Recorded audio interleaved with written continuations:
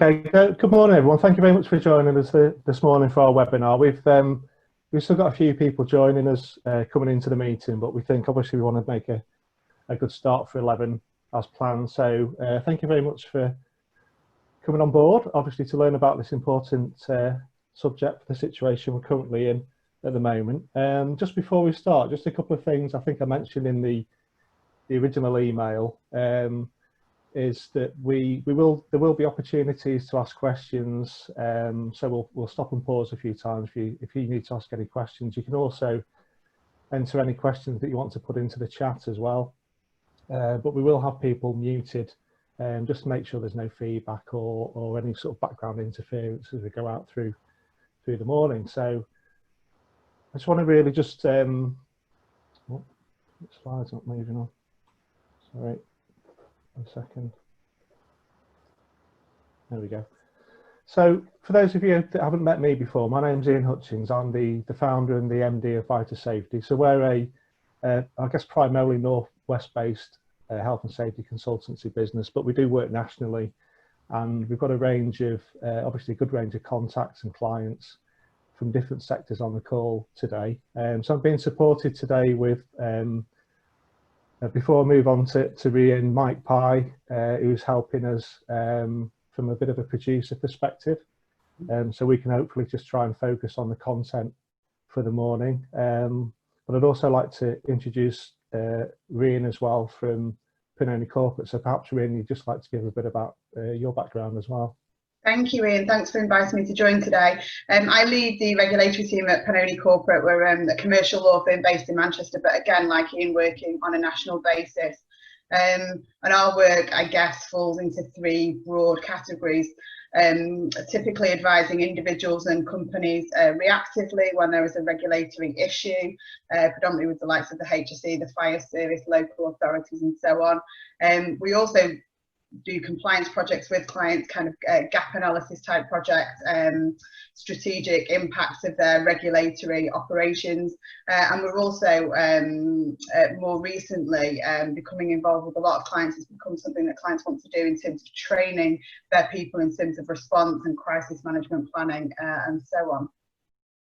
Lovely, thanks Rian, thanks very much for that. So just a bit of an overview for this morning. Obviously you've heard a bit about me and Rian. We're going to give some idea of the legal context for the current situation that we're in. I think one of the things just to note is because we've got such a wide spread of sectors, we've got people from food manufacturing, commercial premises, charities, with such a spread of clients on this and contacts on this session. It is going to be a fairly high level session this morning. Because it's obviously difficult to get into very specifics of individual cases, but certainly please do contact us after this morning if you've got any particular questions about things that are very specific to your organisation.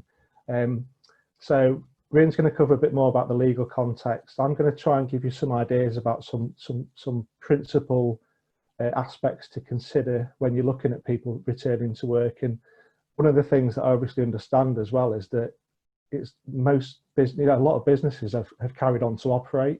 We've got people here from schools, people from manufacturing, food, where there isn't really a back to work. So you might have some people off work, but you still, you're operating as normal with some essential services. We're going to move on to talk a bit about enforcement, and also I just wanted to try and share with you some good practices that I've observed over the last month or two. I think there's been some excellent practice out there that it's worth looking at. And again, after the session, if there's anything you want me to share with you or for Rian to share with you, we can do that.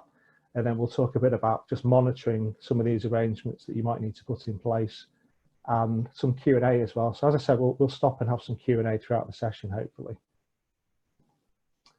Okay, so I just thought I'd just sort of try and reflect a bit on where we're at, and I think something I've found is there's been a real big focus on COVID, but I think if we just pause for a second, I just wonder if many of you recognise this wording and where this might have come from.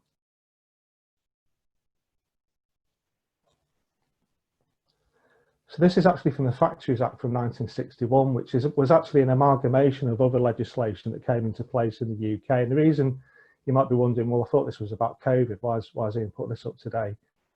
One of the key reasons for this is actually the health and safety and welfare of people at work, of our colleagues and people coming into premises. It isn't really anything new. And I think a lot of health and safety professionals are finding this is a different context. Obviously, it's a different hazard with lots of complexity.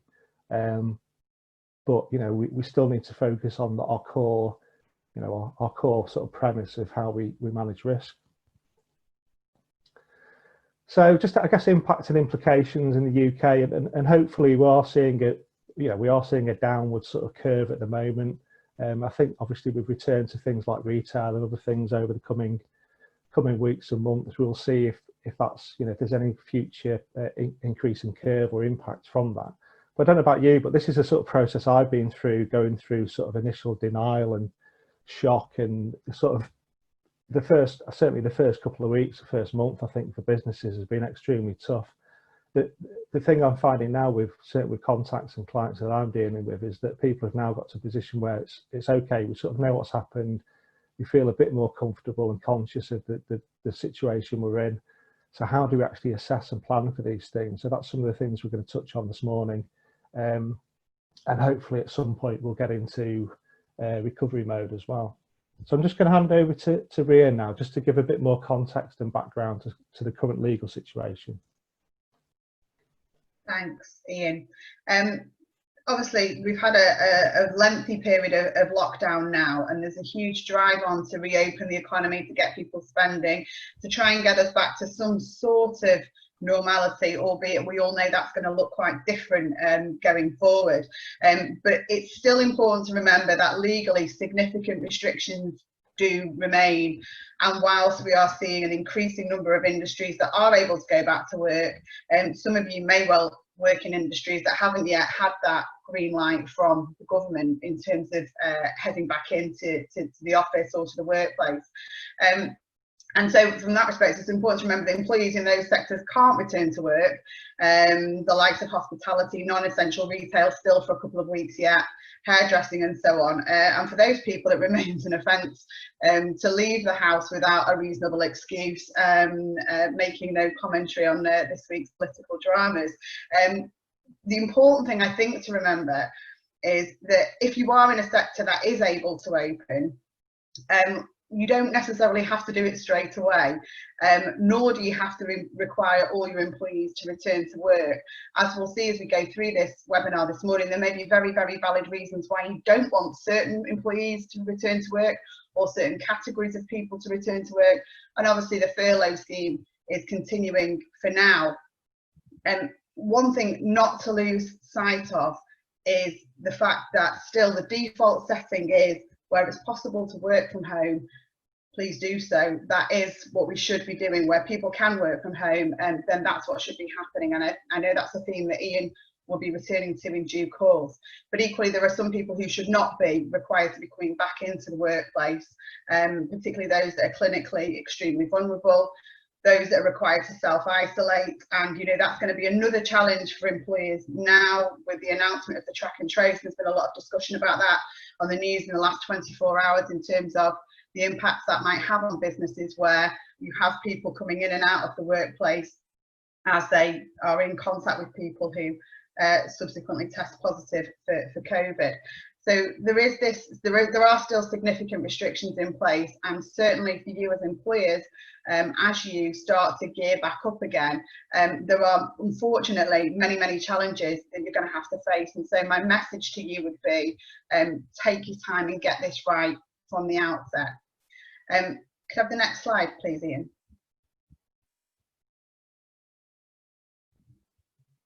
Okay, so where are you going to start with this? Well, there's good news and bad news here. The good news is there's plenty of guidance, and the bad news is there is plenty of guidance, and it is changing all the time. And so it's important to be able to keep up with it. Following the initial announcement from the Prime Minister a couple of weeks ago, the government produced 8 sets of guidance for different industry sectors that were going to be permitted back to work. And And between those sets of guidance, I think it would be kind to say there's much duplication. In fact, the first 11 pages of each of those documents are identical to one another. But what they will do is provide you with a starting point in terms of the types of measures you might be expected to put in place in your workplace in order to keep people safe. Now, they are not hugely detailed, and so I would definitely encourage you to look at what additional material might have been produced for your industry sector. So, for example, the British Retail Consortium has done a huge amount of work on this. The Construction Industry Leaders Council, I think they're on their 4th iteration of their guidance at the moment. WISH for the waste and recycling sector. So a lot of these bodies have got very, very specific guidance, and I think, you know, you've got to use that to your advantage, because obviously it's those documents are written by people who understand what you're doing on a day-to-day basis.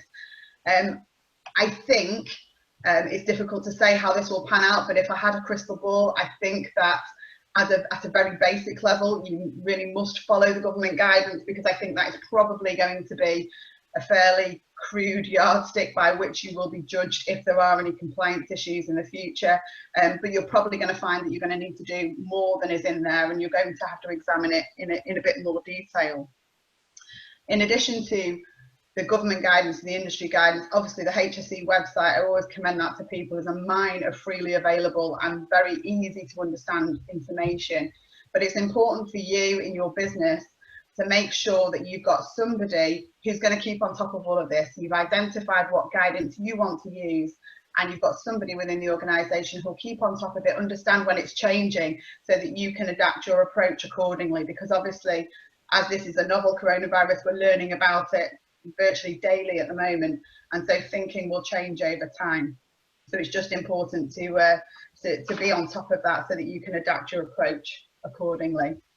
Ria, just to interrupt you there, I had a question come in on that kind of subject. So is there any guidance on what can, in inverted commas, work from home means? For example, our business needs really fast internet, which we have at the office, but we've struggled with people's slow home broadband connections. Would that be enough of a justification?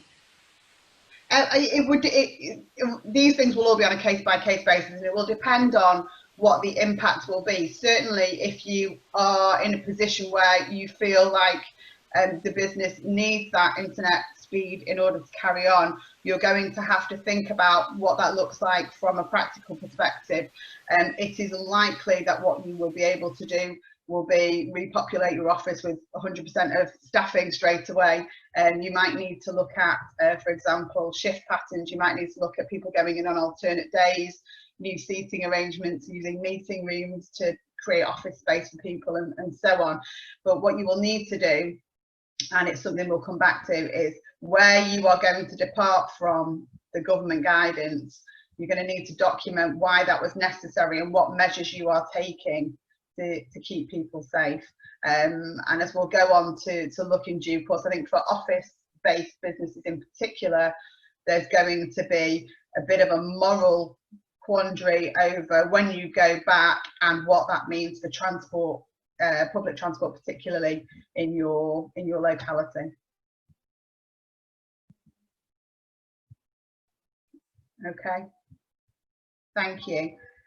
So there has been a little bit of debate about whether managing coronavirus actually fits within health and safety law, and it's not, obviously it's not a risk that's created by work in most cases, but it is relevant to virtually every job role, save for those people who've only ever worked at home to start with. And so in that respect, I'd say it's akin really to, for example, high winds for scaffolders. You know, they haven't created the high winds, but they know that that's a risk that they're going to have to deal with. And I think it's true to say that when they were drafting the Health and Safety Work Act back in the 70s, they didn't anticipate that it was going to be used to respond to something of this scale and nature. But I think, in my view, this is the most appropriate channel to put this in. It's clearly the route that the government has chosen for it, and that's because we understand the Health and Safety at Work Act. As a nation, we have a really solid piece of legislation here, able to withstand Brexit, and it's well understood, and we perform well as an economy when we're compared to other similar economies around the world. So I think that looking to the Health and Safety at Work Act and looking to your usual risk management approaches is the most appropriate way to deal with this. And certainly the confirmation from the government is that putting this under Health and Safety at Work Act is where it's going to go. So from that in mind, before I look at this section 2 and section 3 that you can see on the slide, what I would say to businesses is use your existing health and safety resource to manage this issue, whether that's using external consultants like Ian, whether you have some support in-house as well. They're your risk management specialists, and they understand how this works and how you need to deal with it. And you'll see when we go on through Ian's slides, the approach, the systematic approach that they would take. I am seeing increasingly and strangely that some businesses are cutting their health and safety people out of this conversation.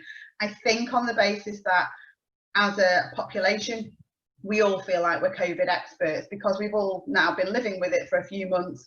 We are used to seeing control measures in the shops and everywhere we go, and we all have been affected by it in some way. And I think that's leading people to think that there is an expertise there that perhaps there isn't. When we're looking at risk management, I would say use the health and safety support that is available to you.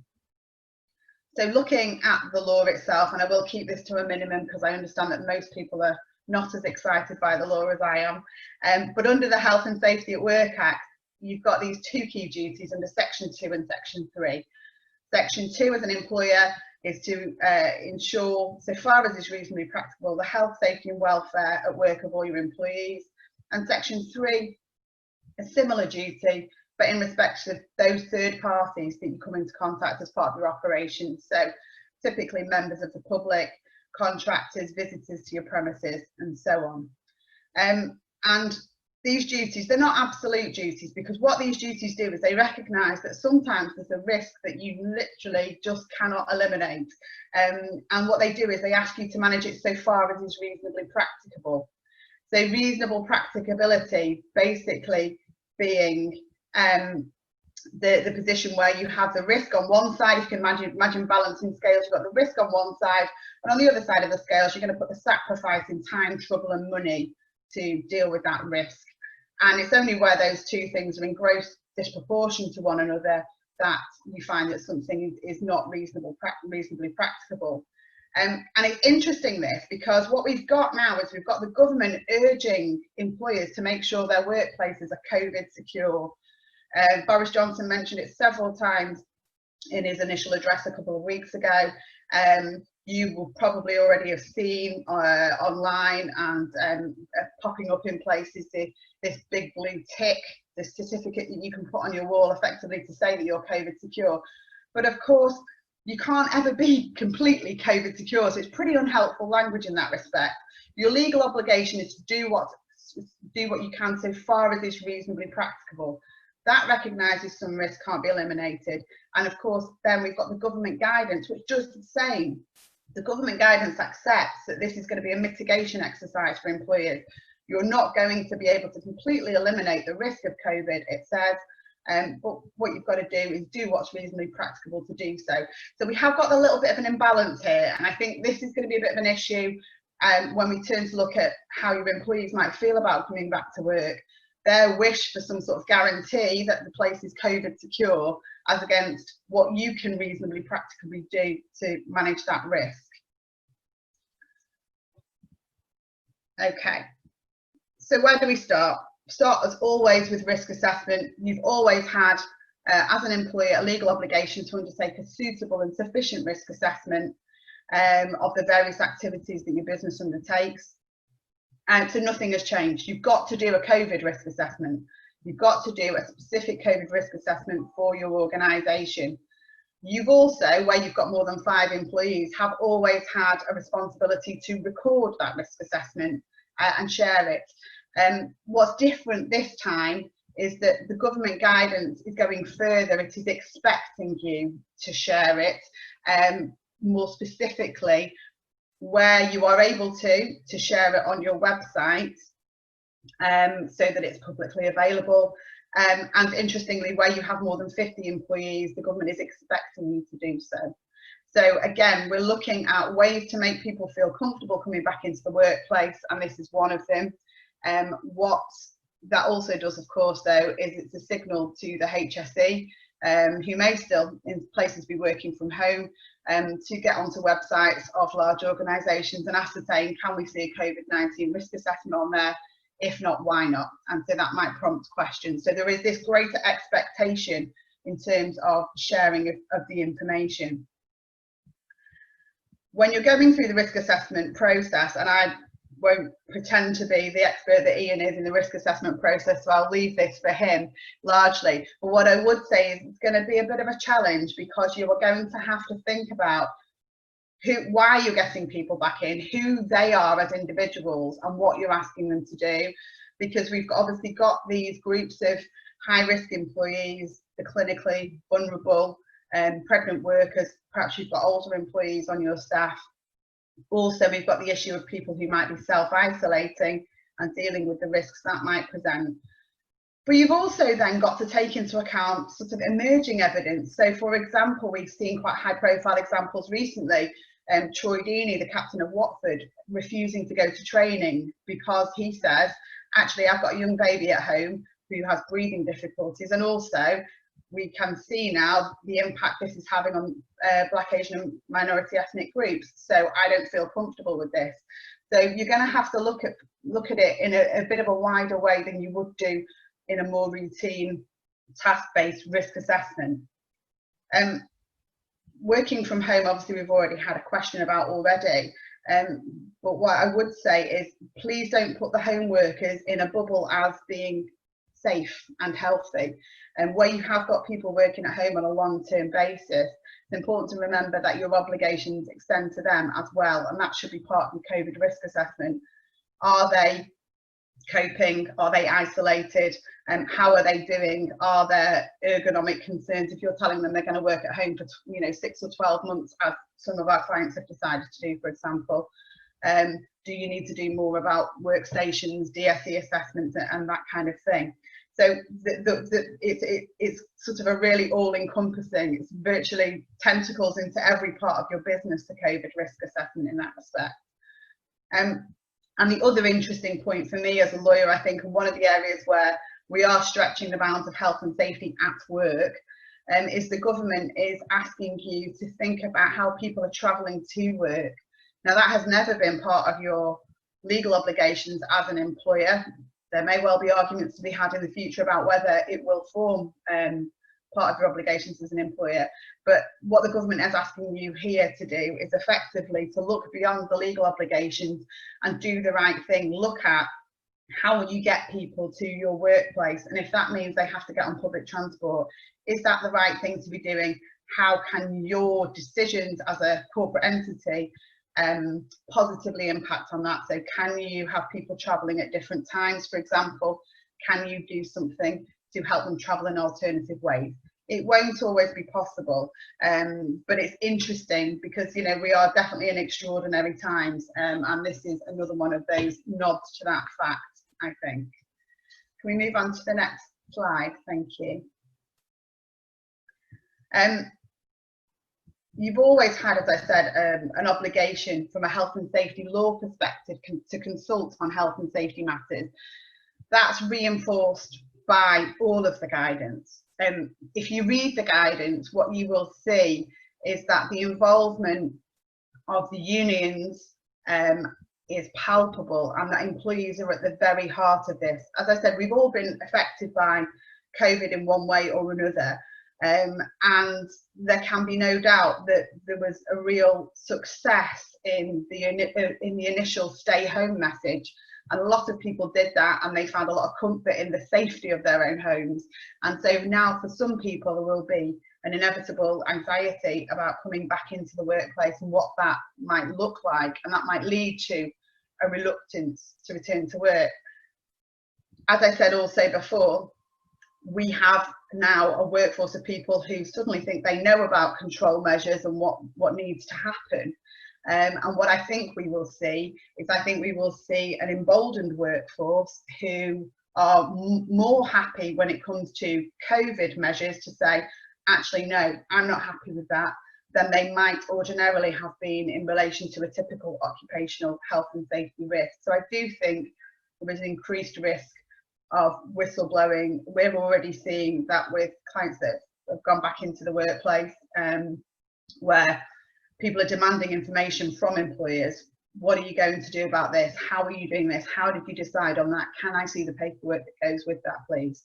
So I think the important thing is really to, before you start getting people back in, set a clear communication strategy so that you are fulfilling the legal obligation to consult, but you're genuinely engaging with people, asking them what would they do, how would they like to see things done. They may well have ideas, because after all, they're the people physically doing the jobs. They may well have ideas that you've not thought of. And you've got to give people the opportunity to put forward that viewpoint. And again, this is part of this idea of not rushing back in.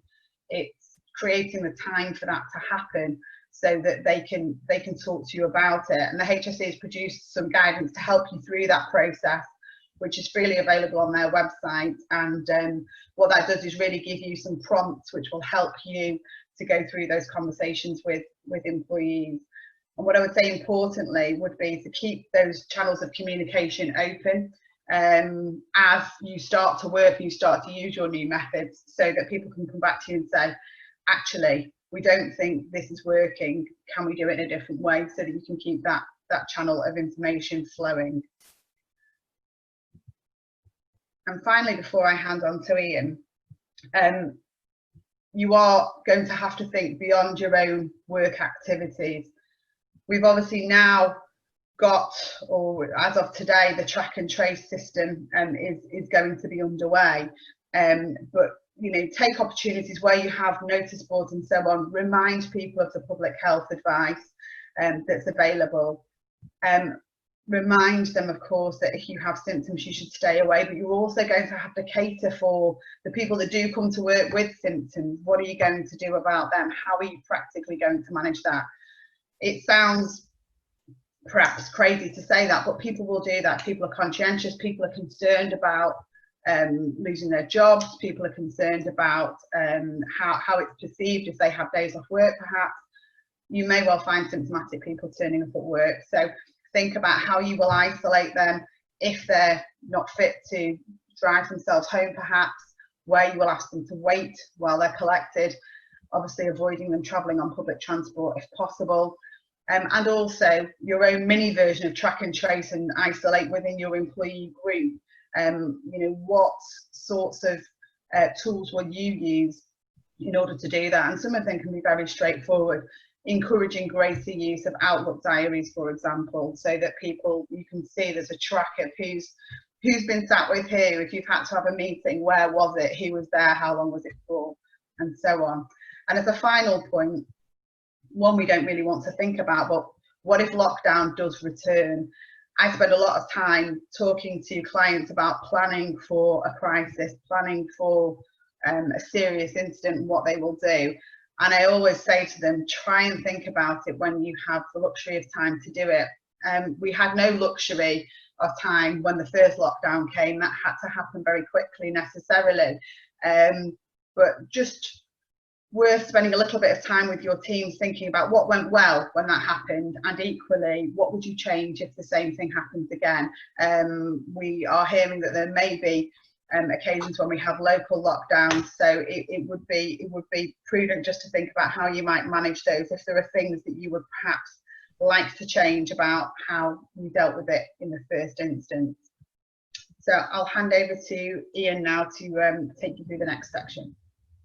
Thanks, Rhiannon. That's really useful. I think it's the point about the, well, certainly it's all important, but I think the final point certainly around, you know, what if things change again, is sort of almost how do we're talking about getting people back into work, but also is the possibility, do we need to think about retracting people, or how we deal with that? So what I wanted to just reflect on a bit, and I think anyone who's involved in health and safety has done a NEBOSH certificate or diploma or whatever over the years, is is probably familiar with this model. I think what was really interesting recently was IOSH have shared this as part of their guidance. So if you haven't seen the IOSH guidance, and I can send a link out afterwards around COVID risk management, it's really useful. And not is it only useful for what's being done in the UK, but there's a load of resources there that you can look at what's being done in other countries, and there's some really excellent work being done outside the UK around coronavirus. But I think what this model is really an effective risk management model, and going back to the hierarchy of control. So when you get into risk management, one of the key things is this idea of having a hierarchy of control. I think one of the best examples of this is when we talk about things like work at height. So when you look at work at height, and it actually mentions this specifically in the approved code of practice for work at height, obviously the first thing to do is don't work at height. So, and that's an obvious risk control, but what you therefore then need to do is go through this process of looking at things like, can we eliminate the actual hazard itself? So for example, with coronavirus, that's not really possible to be able to do that unless you happen to be in a country where there's absolutely no cases and there's not been any fatalities from it. Substitution, obviously we can't substitute. I wish we could substitute it with something else, but we obviously can't do that. But then we get into things like engineering controls, ventilation, physical barriers. So you'll see lots of these things in organisation where people are putting up screens, and there's other things being used as risk management controls. You've probably seen it in the supermarket when you've been there. I think the most interesting thing about this sort of model, when we start to look at this model, is what has become for me is a bit of an obsession with PPE, and I think in general, I can understand the shift to start to think about PPE from a protective perspective, and also obviously depending on what type of work you do, if you've got to go on public transport.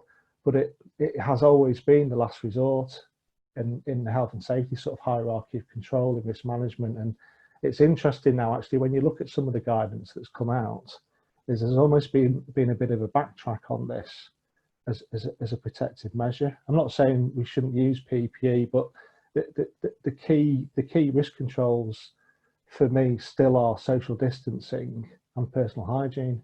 They're the key things that we should focus upon. And the concern, I think, sometimes with PPE is it can give people a level of overconfidence. There's also been some research you might have seen online recently about how effective different types of face coverings are, different types of personal protective equipment, and gloves. So it's really all I'd suggest with this sort of model is the risk assessment not only needs to go through each of these levels of risk control, but also what you should be doing is giving a justification as to why you don't do certain things.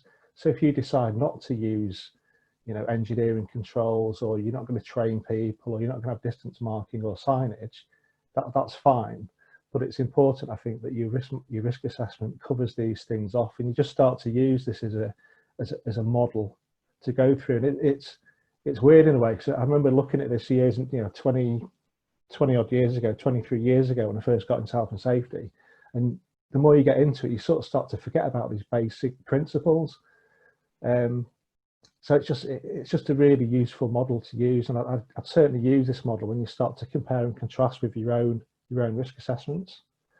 So just talking about some sort of practical considerations now, and I've tried to break this down into 3 key areas. And obviously, people themselves, your members of your team, their families, the environment that people are going to have to work in, but also travel and movement, which we'll talk about, because I think as Rhiannon mentioned, there's a bit of a debate around, can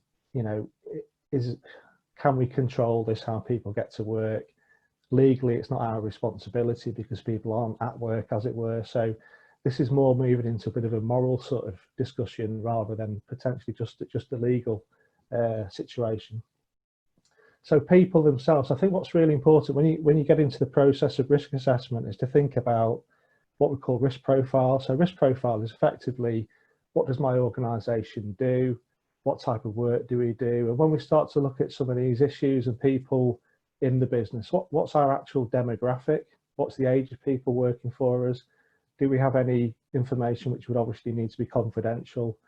around health conditions, and what's the actual geographical nature of where people are working. Obviously, if you've got people having to get the tube into London, that's going to be very different from someone who's potentially driving somewhere, you know, in Milton Keynes or somewhere that's more rural. So I do think that consideration of, because that's a risk exposure essentially. If you're looking at the typical risk assessment process of likelihood versus exposure and sort of severity, these are all things that we'd usually consider.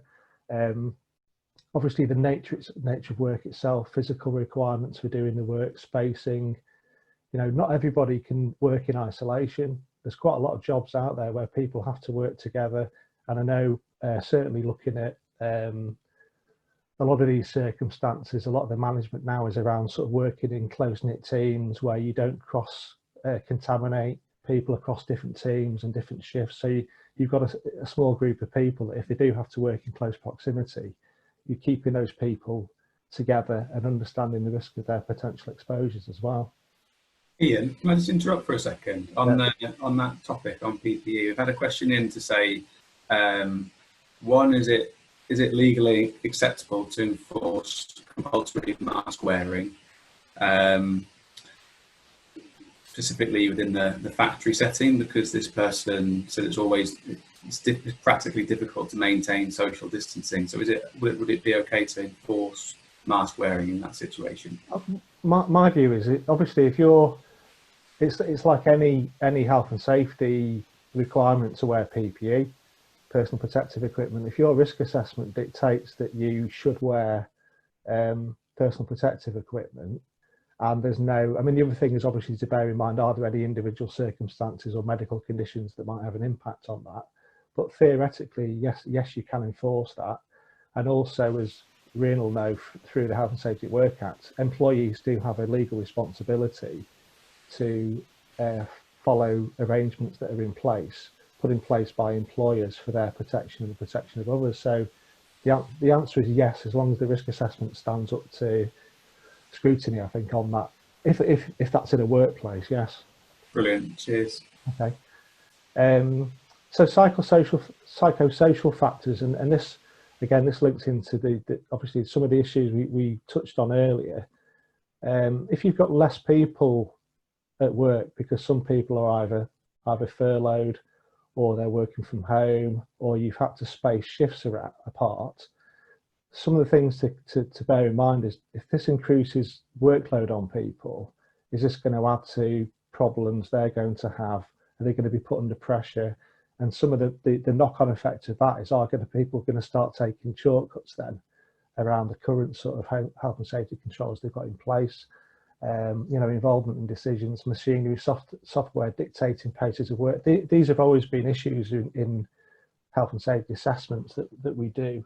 But essentially, if there's less people doing the same amount of work, and I think this is what we're potentially seeing, is there's going to be less staff going in, but there's not been a change in the employer's expectations in terms of the outputs from those individuals. And it's also worth bearing in mind that prior to lockdown, the increasing areas of work-related anxiety, depression, and mental health issues was already on the rise.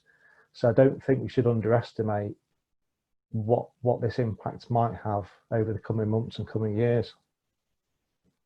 So travel and movement, and this sort of gets into a bit of a debate. My personal view is that we should be considering how people get to work, the nature of commuting, what times they're going to come into work. You know, is there an opportunity for us to shift around some of those shifts, times of travel outside of peak times? And I know there's the argument that, okay, well, they're not at work, it's not really our responsibility. But I think even, you know, there's lots of people out there where they might have people car sharing into the office and just different modes of travel, really. And the consequential impact of that, I know obviously we're being encouraged to use you know, maybe drive into work or use bicycles. We perhaps should be thinking about some of these things. Is it can have a knock-on effect on RTAs and other issues of people coming into work using those modes of transport? And I think, coming back to Rian's point, is travel necessary? And I think my sense, I think, from talking to clients, is we're starting to shift away a bit from this question. You know, if certain people have been working from home for the last few months, can we continue with that arrangement? And I know not everybody might be happy about that.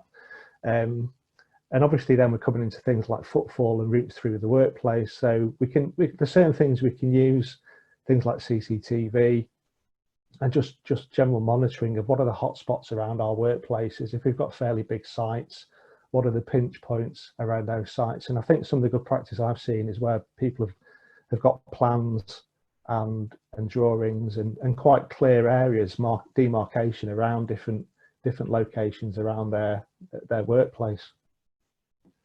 So the environment itself, obviously, one of the key things we've seen is just people starting to possibly look at remote signing applications. There's various software systems out there, and I think even some of the existing systems are where people use iPads and things to sign into the workplace. Some of those organisations have now enhanced what they offer. So you can use a barcode, or you can use QR codes. People can use remote permit to work systems and other things just to get into the workplace. Obviously, some of these things are going to be different in terms of construction and manufacturing compared to office environments.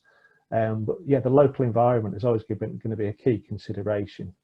Cleaning programs, something I guess we've been asked quite a lot around cleaning programs, and there is some good guidance out there online which we can signpost people to. But I think what I would suggest is obviously someone's not been open for quite a while, or areas of offices or businesses haven't been used. It's obviously going to be a good thing to do a deep clean and maybe have more cleaning in than necessary.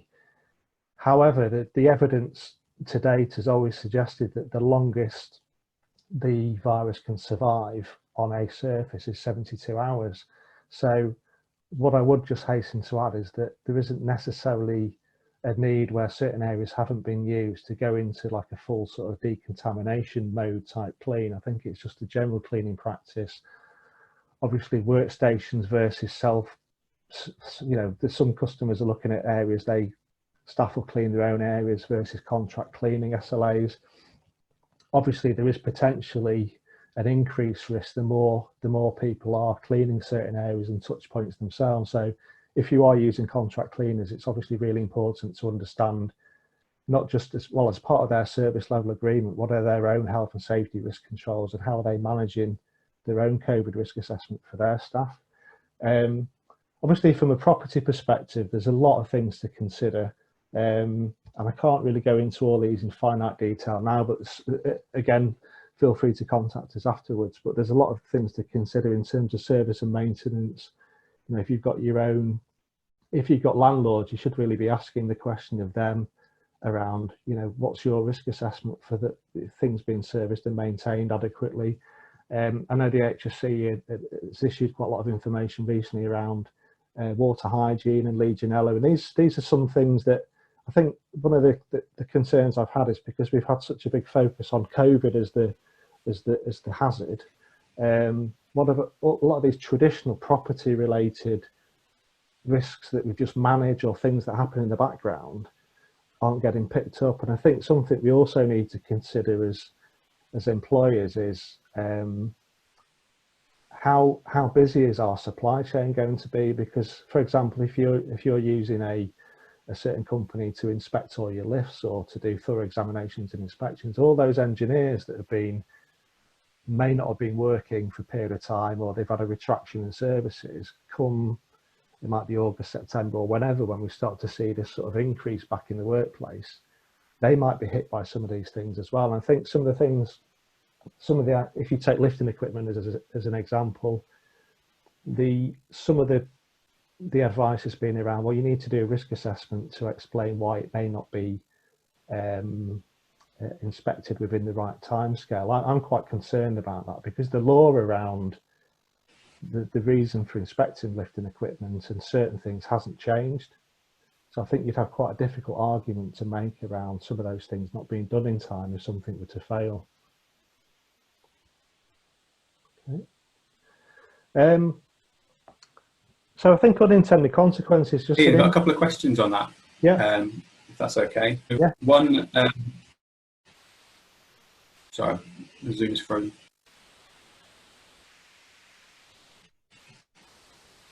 Can you hear me? Yes. Yeah. Do you want me to come back at the end, or wait for a minute? Yeah, we'll come back to the end. Yeah. Okay, I'll keep going, then we'll have time for questions in a bit anyway, I think. Moving on quickly. Yeah, just something to think about, unintended consequences. So obviously things like more bike and car use, increase of issues, and the other thing is, I know we've got clients who are now starting to use bikes, actually cycling for work essentially. So people might be going to meetings, they might be going on site from their office. You need to have these sorts of things assessed, and maybe just look at your insurance as well to make sure these things are covered, because that gets into sort of an at-work environment.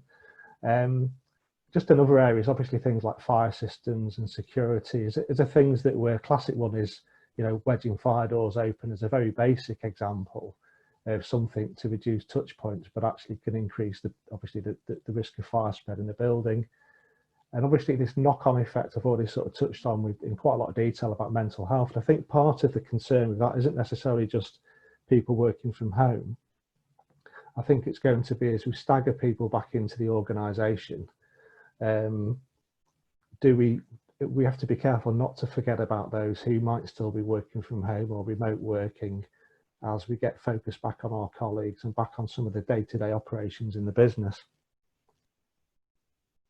Okay. So I think really just to come back on this sort of organising and planning, just to keep it really basic, I'd certainly reinforce the idea to consider this sort of hierarchy of control. Firstly, can we work from home?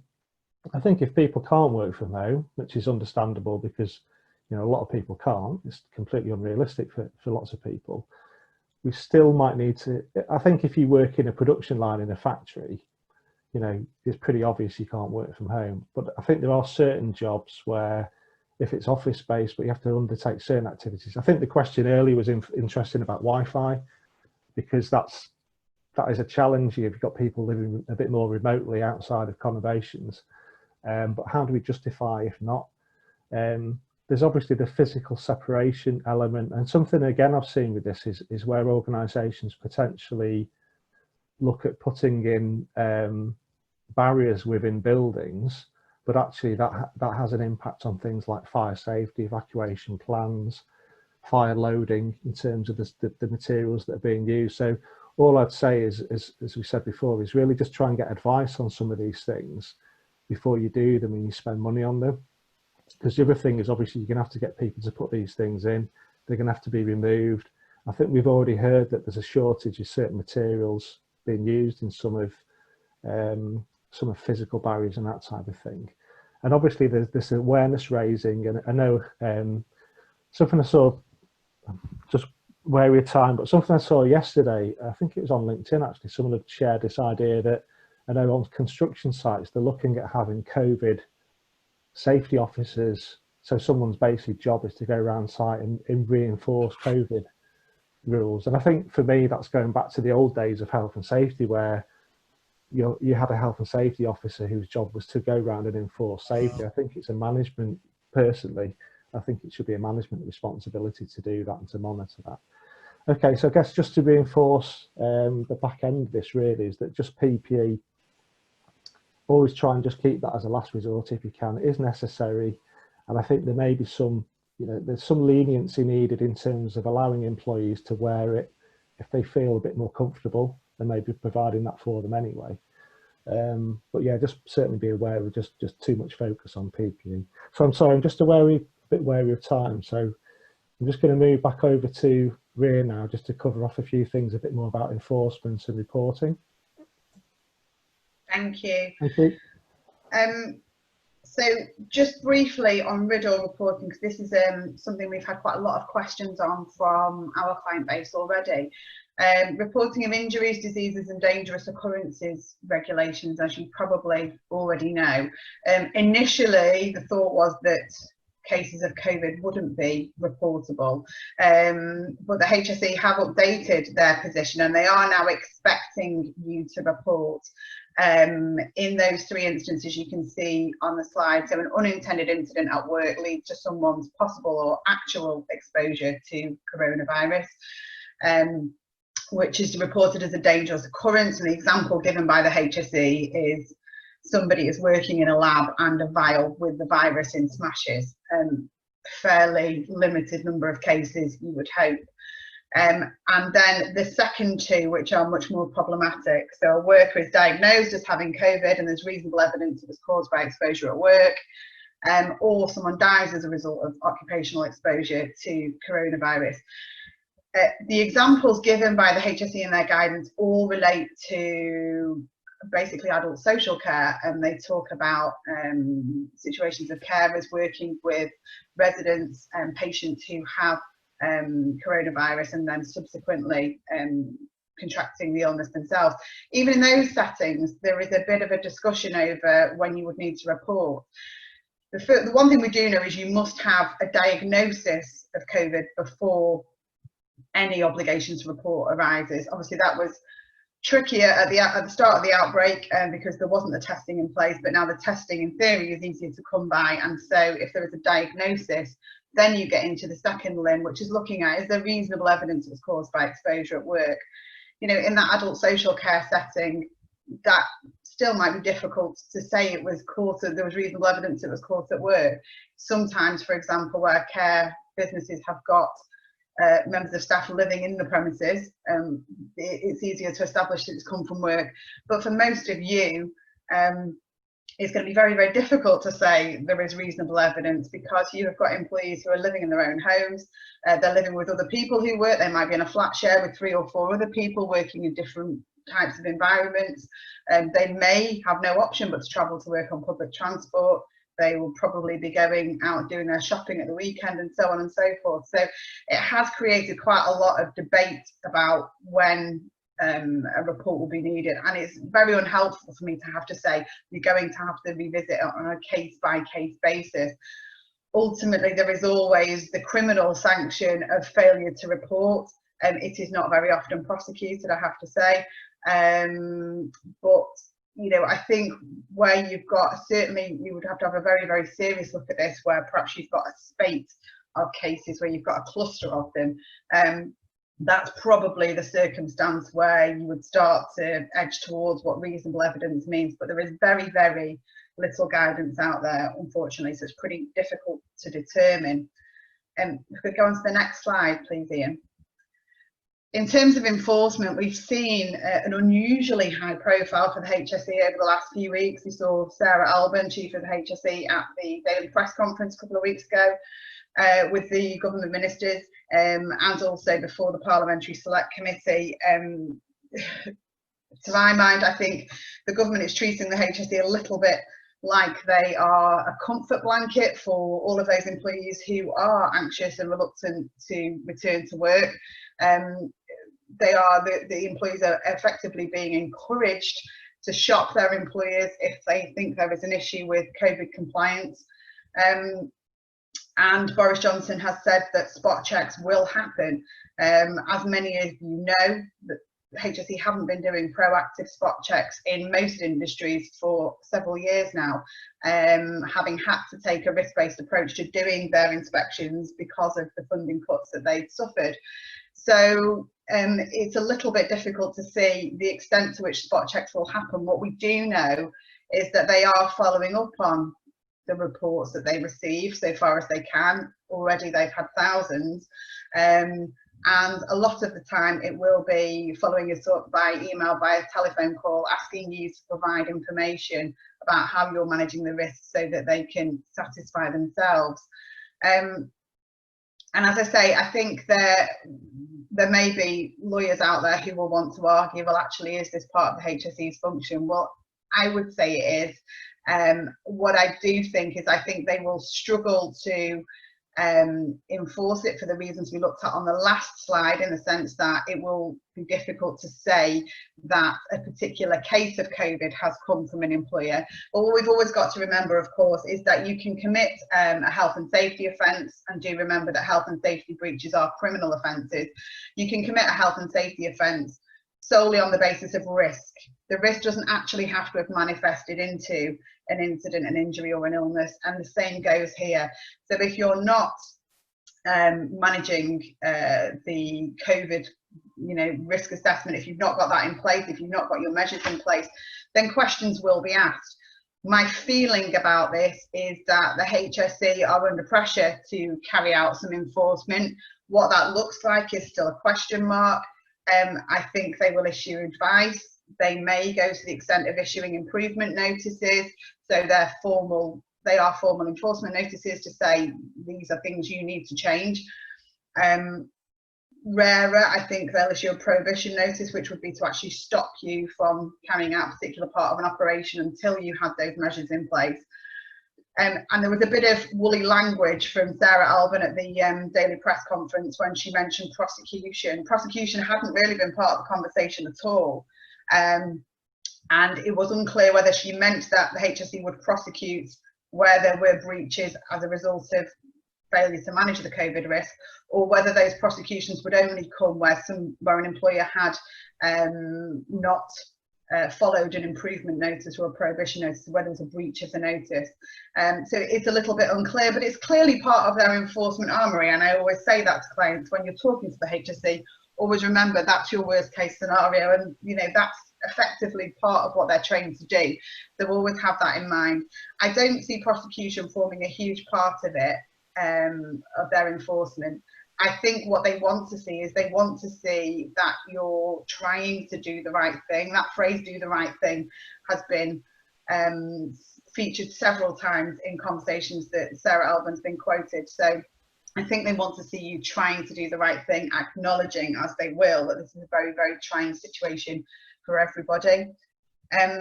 If we just go on to the next slide, please.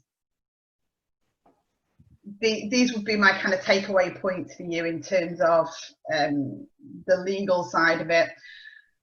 Risk assessment is obviously the vital starting point. Taking the time to get that right is so important.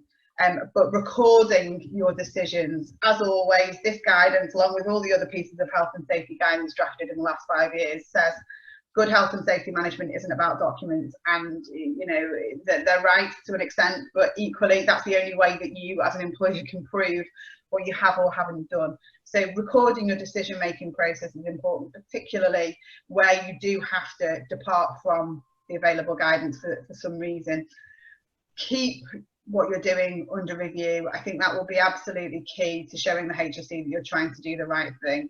That's not simply to do the COVID risk assessment, put a series of measures in place and leave it there, checking that they're working in practice and retaining that flexibility so that you can go back and adapt if you need to. And I think I'll just leave you with that last point on the slide. The employee engagement is going to be the key to the success of this. It will reduce the potential for a complaint being made against you, either by the employee individually or to the HSE. If you can take them with you on your journey in terms of managing this, then I think that will be the key to success as far as possible. It's going to be a real challenge, but I think we've already seen businesses nationwide taking amazing steps to adapt their business models already. So it's certainly a challenge that I'm sure we can all meet. I'll hand back to Ian. Yeah, so I've only got a few slides left because I know we're obviously a bit pressed for time, but hopefully if you can stay on for a bit. So I'll run through these slides and then we'll have hopefully a bit of time for some questions still, and obviously you can still contact us after today. So many of you may have seen this model. It's a standard sort of health and safety model based on HSE guidance for successful health and safety management, but it's also a typical sort of ISO management system model. One of my key observations over a number of years around this type of model is what we're very good at doing usually is the policy planning part, risk assessment, and this actually just touches upon the point Rian just made about review.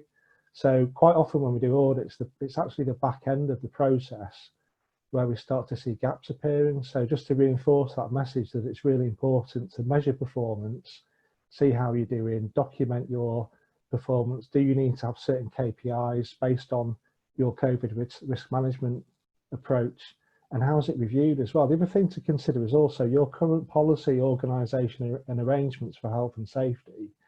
Do they need to be reviewed in light of your risk assessment? So are there certain roles and responsibilities that needed to be added to those, or things that need to be changed in some of those, and so some of those documents and some of that training as well?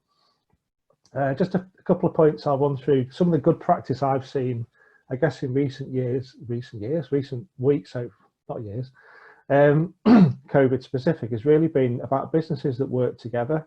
So they're actually involving HR, health and safety people, legal operations, internal marketing, not working in silos effectively, and having a team approach to this, having weekly catch-ups on where, because the guidance is changing so frequently, sharing of the guidance, involving the people that do the work, and this should be an obvious thing, but involving the people that do the work in the risk assessment process is always been really important. Challenging over-reliance on PPE.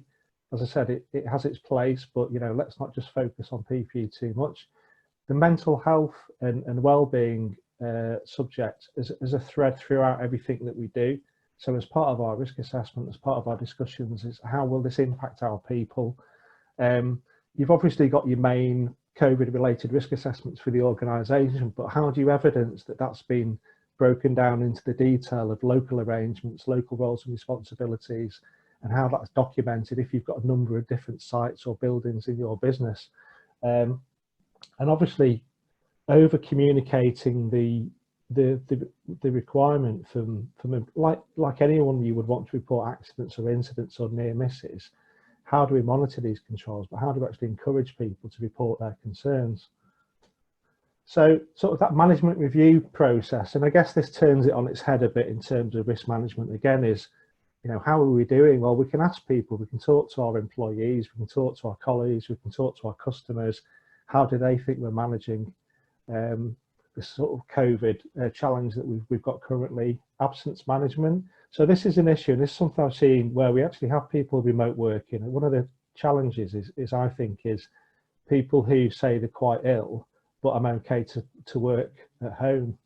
And I think part of that is understanding that line between actually, if you can't work effectively, you should be off sick, and how do we manage that where people might not be as, and people are actually causing themselves more harm through trying to work when they're not well, and particularly when they're working remotely.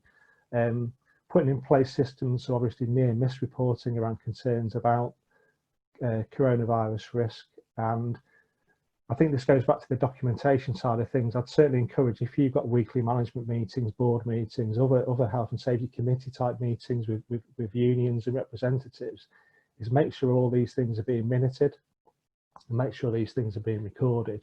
And obviously there's the whole training and awareness piece, which is always important. And coming back even to the sort of Health and Safety at Work Act and that type of thing, the sort of information, instruction and training evidence will need to be there. So I think just before we sort of conclude, is there any questions that we need to talk through, Mike? Yes. Still sorry. You okay now? Yeah, absolutely. Network's back. So the first one was on ventilation. A lot of people are worried about it being airborne and ventilation within work. Is there any documentation on what's required in terms of managing that ventilation or communicating that to employees? It's an interesting point, actually, because I've been asked this probably twice, 2 or 3 times in the last few days. Current evidence, I think, unless you're in a clinical setting or a care setting where there's, and this might be another discussion offline, the current guidance is effectively you just should make sure things like air conditioning units are adequately serviced and maintained already, but there's no current concern. In fact, I was looking at something I think you shared with me yesterday, Mike, which was the recent Irish guidance, which basically said that there's no increased evidence of risk, but unless the question is, if you're in a care setting, if you're in a setting where there might be obviously increased risk of coronavirus, that might be another discussion. But yeah, there's nothing out there really at the moment that says you should do anything differently. Yeah, sorry to interrupt. The HSC have they've just released a statement in the last couple of days as well, just on the subject of air conditioning. Completely supports what you said, Ian. They say the risk of air conditioning spreading coronavirus is extremely low. If you're using centralized ventilation system that removes and circulates air to different rooms, it's recommended you turn off recirculation and use a fresh air supply. But you don't need to adjust other types of air conditioning. And if you've got any queries, obviously they refer you to their your air conditioning engineers. Cool. I'm glad I got it right. Okay, another question on cleaning really, and group areas at work such as kitchens, communal breakout areas and stuff like that. Any advice on how to make sure that they're kept clean, and how, I suppose that comes back to your point around engagement of the wider team if it's communal and everyone's got a responsibility, but just be good to get your take on it.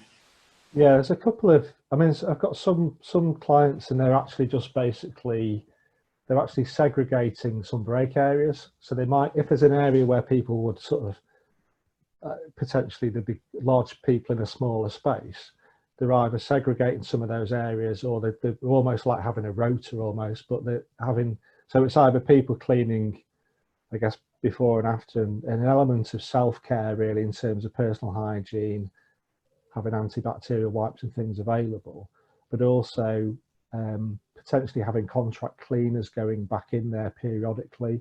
And again, this sort of comes back to the risk assessment question. So it depends on footfall and exposure and all these other things. So it's quite a difficult thing to be too specific about. But that's what I found. And just to throw another spanner in the works as well, it becomes more challenging where you might share a workplace with other employers. So it's just, you will then have overlapping duties. So it's really, really important to make sure that as part of your risk assessment, you identify those areas and then you are sort of coordinating and cooperating with other employers in the, you know, to see when, for example, if you've got to stagger people coming into a building because you've got to get them through turnstiles or something of that nature, that you can do that appropriately. Yeah. Yeah, so I think it's a case-by-case basis. So there isn't really, even all the guidance I've looked at, because I spent quite a lot of time looking at this, there isn't anything that's very, very specific, because it alters so much in different work environments. Great stuff. Another question, which I suppose it might be a difficult one to answer, but just a comment made that, you know, the fears are that PPE could be the new kind of PPI in terms of claims culture, and any advice on sort of helping businesses protect themselves around that in the future, and whether it's potentially possible to get employees to sign a document to kind of protect the business from liability. Should I take that one? I think so. Sounds like a legal question.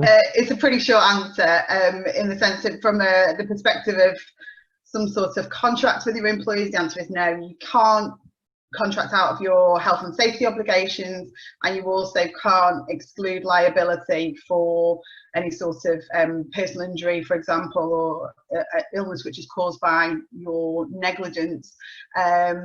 Now, I also think from the perspective of what we've been talking about, I can completely understand that this might feel like an insurmountable obstacle as an employer having to go and manage all of this.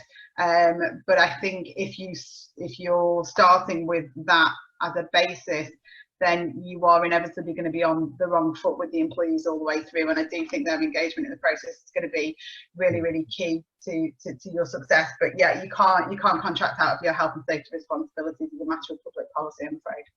Can I just add to that? I think something I'd heard recently was you could almost imagine someone phoning you up in the future and saying, during the coronavirus outbreak, did you have to work from home? Okay. Was there a risk assessment? Did you receive adequate training? I can sort of envisage all these questions. And I think going back to Ian's point, really, it's just we manage health and safety. We manage the same way we would manage health and safety anyway. So we've done the assessment, we've got the training, we've got the information. And part of that as well is obviously, is always going to be a cultural issue. Obviously the culture and the nature of the organisation, the nature of the demographic, will always have that issue with the propensity for claims as well. So those sort of I know when I've done claims defence work in the past, one of the big questions was always what was at the time, I guess, was called industrial relations. So you sort of get into that cultural element of what's the likelihood of our, body of people looking at some of these things. So I was under the impression that the claim culture had decreased but I don't know whether that's because the changes in how cases were managed.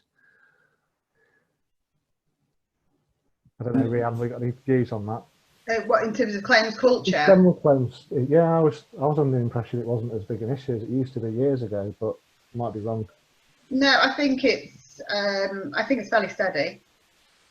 I don't think there is this. I don't think there's quite the clamour there used to be, but I think it's still pretty steady.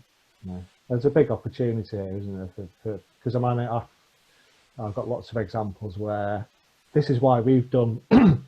Like working from home is a good example where we've done what we called interim working from home assessments, because not everyone obviously is in an environment where they can have a desk and a monitor and all this stuff.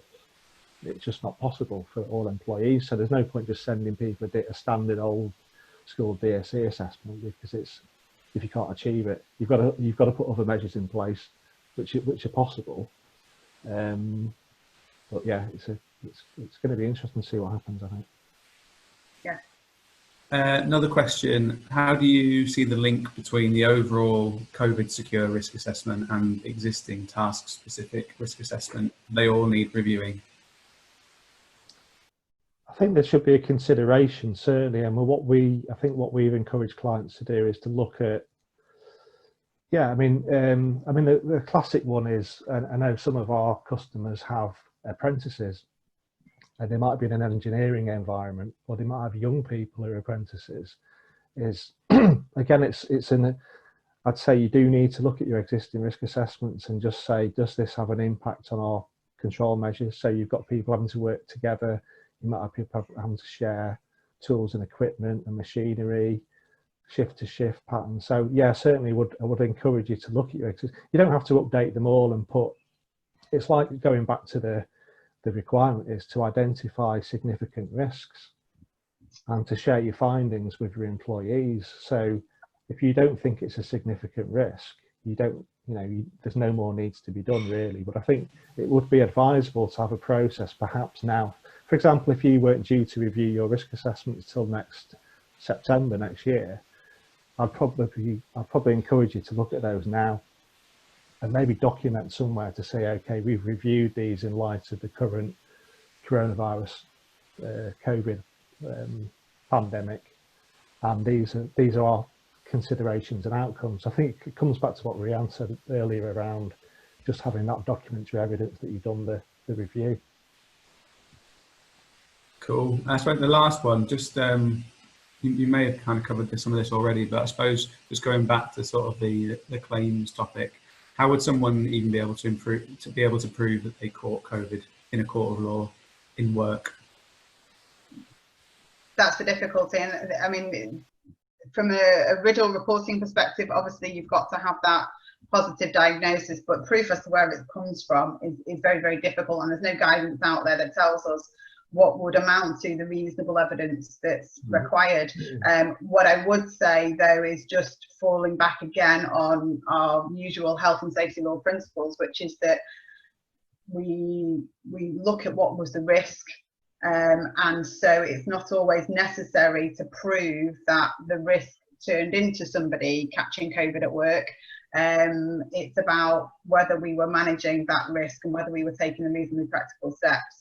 And if you're not taking the reasonably practicable steps, you can still be guilty of an offence even without proof of a case being transmitted in the workplace. As I say, I think it would probably be a rare prosecution in these cases. I don't see a huge line of prosecutions arising, because I think, generally speaking, although it feels like there's a lot to do at the moment, I think there will be. We've already, in the last couple of months, slipped into an understanding about how far 2 meters is, for example, where we need to stand, getting used to talking to people through screens and so on. So I think that it will be rare, but bearing in mind always that they can prosecute solely on the basis of risk. Do you reckon there'll be any Zoom claims? I'm just wondering the amount of time I spend on Zoom. How much did you use Zoom during lockdown? That'll be the first question. Possibly. Anyway, that was it in terms of the all the questions that have been chatted in. I think probably just to summarise, thank you very much for attending today. It's been really obviously really glad that you've joined in, and we had some really useful questions. I'd like to say a big thank you to Rian for all your help, and Mike for making sure that there was no technical crisis along the way. But please contact, obviously the emails and contact numbers and details are on the screen there. If you've got any specific questions or advice you need, do feel free to get in touch.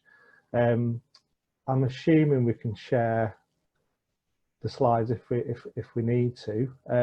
We can share those, and what I'll probably send people just a brief, literally 2 or 3 question survey, because I'd really just like to get some feedback, if that's okay, and how you find the content and the subject, and just especially if there's any other sort of webinars or things you'd like to discuss going forward. So I think that's us for today. So lovely to see you all, and thanks very much for your time.